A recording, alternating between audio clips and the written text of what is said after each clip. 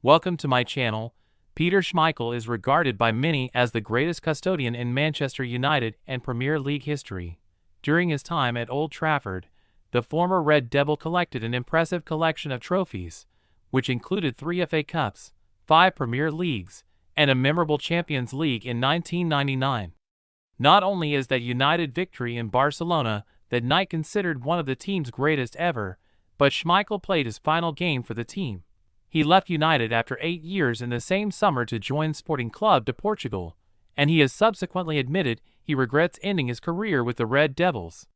Schmeichel acknowledged that he ought to have stayed at Old Trafford for a few more seasons.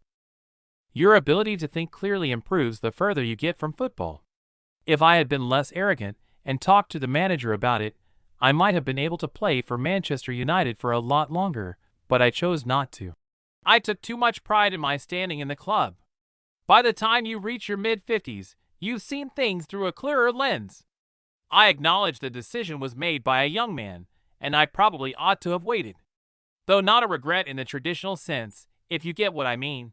Schmeichel's evaluation makes sense. He lost out on some incredible opportunities by departing in 1999. After acknowledging that, it was very difficult to replace Schmeichel. Ferguson went on to bolster those assertions, saying, "We went for Fabian Barthez, and he did well for a while, but he then had his own situations, so we went for Edwin. When Schmeichel left, we really ought to have pursued him, but at the time, previous chairman Martin Edwards had a deal with Mark Bosnick that dampened our hopes. I would have loved to have had Edwin then, but we were unable to obtain him.